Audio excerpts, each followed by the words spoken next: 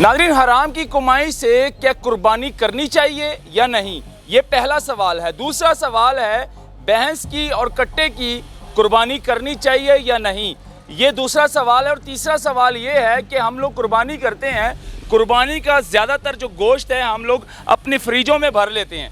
अच्छा गोश्त हम अपने पास रख लेते हैं, हड्डियाँ और चर्बी जो है हम लोगों में तकसीम करते हैं। क्या ये ठीक है या गलत है? एक बात तो तय हो गई कि जो काम जायज़ होता है वही काम नबी करते हैं। बिल्कुल। उससे हट के नबी के मुताल्लिक, नबी से मुताल्लिक हम लोग एक सेकंड के लिए भी ये नहीं सोच सकते कि वो नाजायज़ कमाई से खुद उन्होंने कुर्बानी की हो या किसी को आगे ये रास्ता दिया हो। अब यहाँ से हराम कमाई के साथ जो भी कुर्बानी करते हैं जो वो यूँ समझ लें कि ये रास्ता प्रैक्टिकल तौर पर जो है ना बंद कर दिया गया। से हराम कमाता है, लोगों की जगहों पर कब्जे करके उनकी प्रॉपर्टियाँ बेच के या मिलावट माफिया, मिलावट करने वाले, जैसे हदीस में मन गश्शा फलैसा मिन्ना, जिसने मिलावट की वो हम में से नहीं।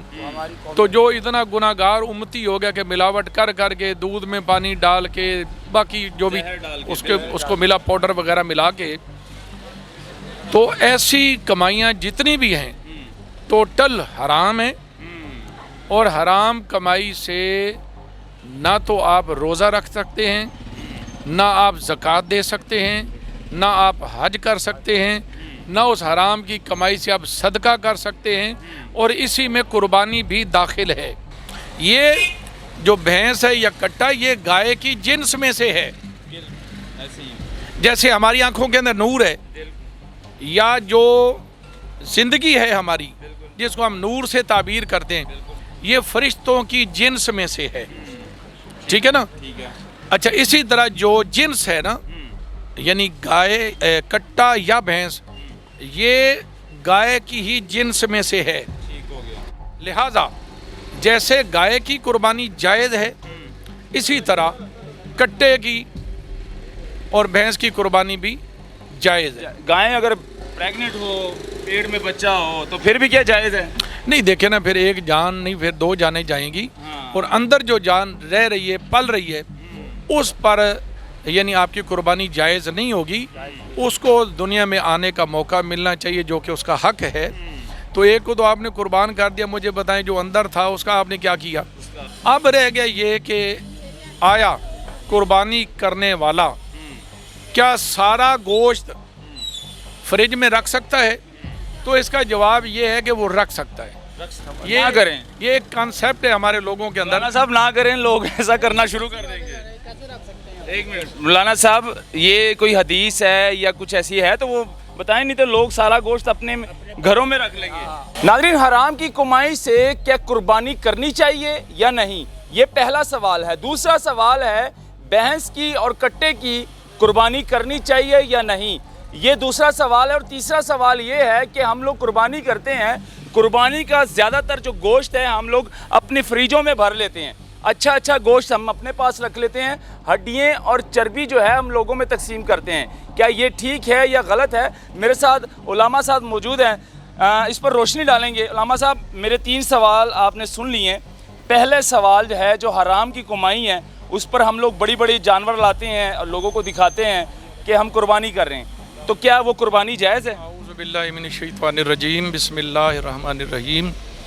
देखिए, कुर्बानी है सुन्नत इब्राहीमी, अल्लाह के नबी की सुन्नत। उसके बाद ये कुर्बानी तवातुर के साथ जारी रही, हत्ता कि हजूर अलैहिस्सलातु वस्सलाम ने भी इस मुबारक अमल को जारी रखा। एक बात तो तय हो गई कि जो काम जायज़ होता है वही काम नबी करते हैं। बिल्कुल। उससे हट के नबी के मुताल्लिक, नबी से मुताल्लिक हम लोग एक सेकंड के लिए भी ये नहीं सोच सकते कि वो नाजायज़ कमाई से खुद उन्होंने कुर्बानी की हो या किसी को आगे ये रास्ता दिया हो। अब यहाँ से हराम कमाई के साथ जो भी कुर्बानी करते हैं, जो वो यूँ समझ लें कि ये रास्ता प्रैक्टिकल तौर पर जो है ना बंद कर दिया गया।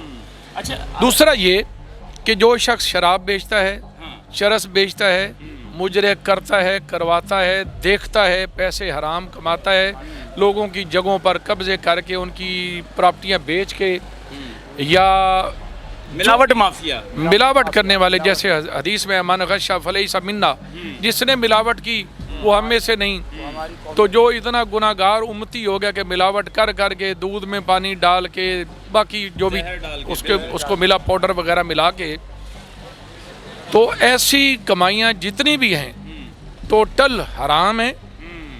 और हराम कमाई से ना तो आप रोज़ा रख सकते हैं, ना आप ज़कात दे सकते हैं, ना आप हज कर सकते हैं, ना उस हराम की कमाई से आप सदका कर सकते हैं। और इसी में कुर्बानी भी दाखिल है कि कुर्बानी भी आप नहीं कर सकते। आप अल्लाह ताला को धोखा नहीं दे सकते।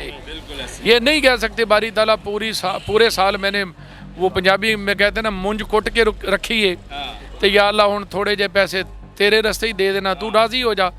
तो ऐसे पैसों की कुर्बानी अल्लाह के यहाँ नाकाबिल कबूल है हरगिज़। वरना अगर हराम के पैसों से कुर्बानी करना जायज़ कोई समझ ले तो फिर हलाल और हराम की तमीज़ तो सिरे से ही ख़त्म हो जाएगी। अब रह गया मसला कट्टे की कुर्बानी। ये हर साल नया एक कट्टा खोल दिया जाता है।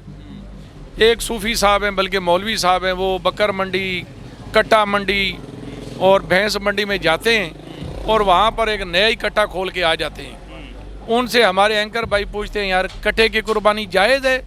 वो कहता है जी नहीं, ये तो हजूर से साबित ही नहीं। तो मैं क्या मौलवी साहब, उस दौर में आप भी साबित नहीं थे, अब आप कहाँ से तशरीफ़ ले आए? आप भी निकले यहाँ से, क्योंकि जो चीज़ हजूर के दौर में थी वही आगे चलानी है। तो क्या आप आज से 1500 साल पहले हजूर के ज़माने में यानी ज़ाहिरी ज़माने में थे? तो मौलवी साहब जवाब यही देंगे कि जी मैं भी नहीं था। तो मैं कहूँगा फिर तू भी बहुत बड़ी बिदअत है, यहाँ से तू भी निकल। ये जवाब है इल्ज़ामी। तहकीकी जवाब ये है कि हजूर अलैहिस्सलातु वस्सलाम के दौर में भैंस और कट्टा था ही नहीं। अब एक चीज़ थी ही नहीं, उसके बारे में कहना कि हजूर अलैहिस्सलाम से साबित नहीं। भाई जो चीज़ थी ही नहीं वो साबित कैसे होगी? ये जो भैंस है या कट्टा, ये गाय की जिन्स में से है। जैसे हमारी आंखों के अंदर नूर है, या जो जिंदगी है हमारी जिसको हम नूर से ताबीर करते हैं, ये फरिश्तों की जिन्स में से है। ठीक है ना? अच्छा, इसी तरह जो जिन्स है ना, यानी गाय, कट्टा या भैंस, ये गाय की ही जिन्स में से है। लिहाजा जैसे गाय की कुर्बानी जायज़ है, इसी तरह कट्टे की और भैंस की कुर्बानी भी जायज़ है। गाय अगर प्रेग्नेंट हो, पेट में बच्चा हो, तो फिर भी क्या जायज़ है? नहीं, देखे ना, फिर एक जान नहीं, फिर दो जानें जाएंगी। और अंदर जो जान रह रही है, पल रही है, उस पर यानी आपकी कुर्बानी जायज़ नहीं होगी। उसको दुनिया में आने का मौका मिलना चाहिए, जो कि उसका हक है। तो एक को तो आपने कुर्बान कर दिया, मुझे बताएं जो अंदर था उसका आपने क्या किया? तो उसकी जो मौत वाक़या हुई आपके इस अमल की वजह से, तो ये कुर्बानी जायज़ नहीं होगी।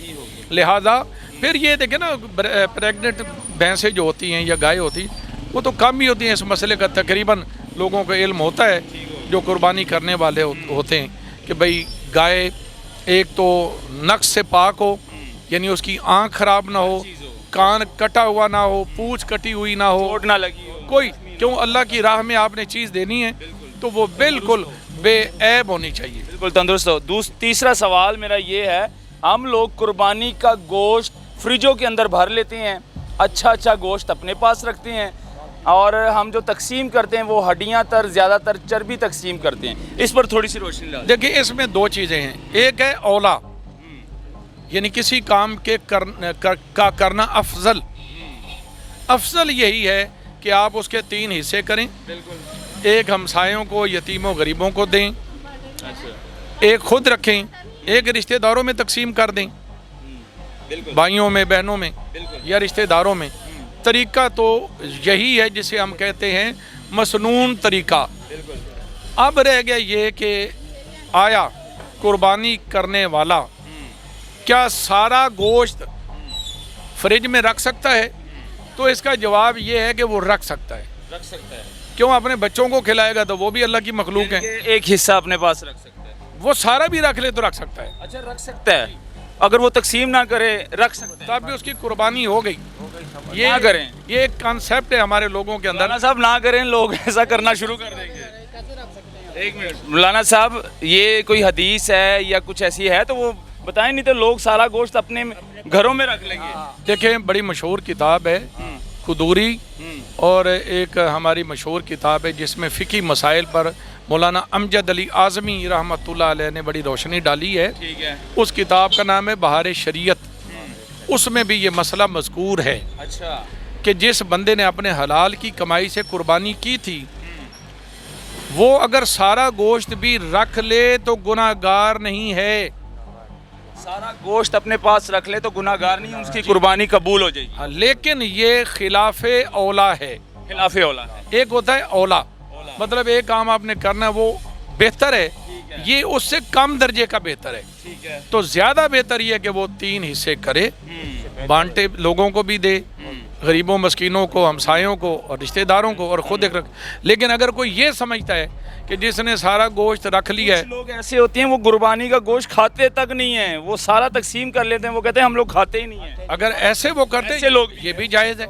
उसका माल है, उसका माल है, वो मालिक है, वो मालिक है, चाहे तो सारा ही तकसीम कर दे। कुर्बानी का गोश्त चखना चाहिए, चखना चाहिए, तो मुसलमान को चखना चाहिए, खाना चाहिए, इस पर फजाइल हैं, सवाब है। और जो कुर्बानी का जानवर ज़िबा किया जाएगा, बरोज़े क़यामत पुल सरात पर से ये कुर्बानी करने वाले को अपने ऊपर बैठा के जन्नत की तरफ लेके जाएगा। इसकी इतनी फजीलत है। बहुत शुक्रिया जी मौलाना साहब, आपने कीमती वक्त निकाला। और नाजरीन, ये थे मेरे सवालों के जवाब कि कौन सी कुर्बानी जायज़ है, कौन सी नाजायज़ है और किस पर वाजिब है कुर्बानी। ये सारे सवालों के जवाब आपको मिल गए हैं, तो अब आपने फ़ैसला करना है। अपनी राय भी ज़रूर दीजिएगा